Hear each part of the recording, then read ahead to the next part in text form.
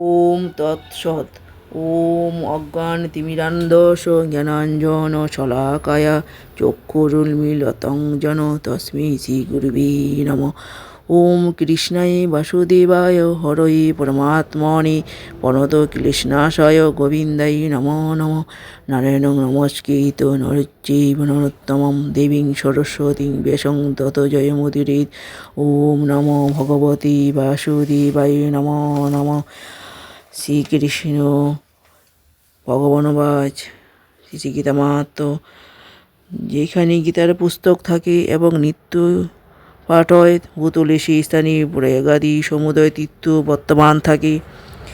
ভগবান শ্রীকৃষ্ণ বললেন, হে পার্থ, গীতা আমার হৃদয়, গীতা আমার উত্তম সাধুভাগ, গীতা আমার অদ্ভুত জ্ঞান, গীতা আমার অক্ষয় জ্ঞান, গীতা আমার উত্তম স্থান, গীতা আমার পরম পদ, গীতা আমার পরম গুহ্য, গীতা আমার পরম গুরু।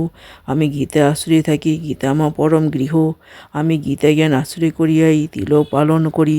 ব্রহ্মরূপা গীতা আমার পরম বিদ্যা, ইহাতে সংশয় নাই। গীতা আমার নিত্য অর্ধাঙ্গরূপা এবং অনির্বচনীয়া। হে পাণ্ডব, অতি গুহ্য গীতার নাম সকল কহিব, শ্রবণ করো। এই নাম কীর্তন করিলেই সমুদয় পাপ তৎক্ষণাৎ বিলয় প্রাপ্ত হয়। গঙ্গা, গীতা, সাবিত্রী, সীতা, সত্যা, পতিব্রতা, ব্রহ্মবলী, ব্রহ্মবিদ্যা, ত্রিসন্ধ্যা, মুক্তি গেহিনী, অর্ধমাত্রা, চিদানন্দ, ভবনী, ভ্রান্তি নাশিনী, বিদ্যুতি, পরানন্দ, তত্ত্বজ্ঞান মঞ্জিরি।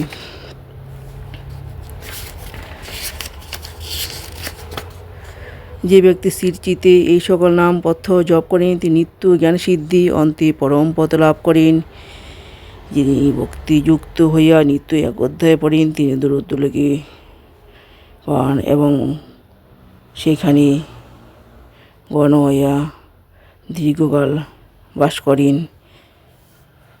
ওম নমো ভগবতে বাসুদেবায় নমঃ। শ্রী শ্রী গীতা মাহাত্ম্য সমাপ্তম।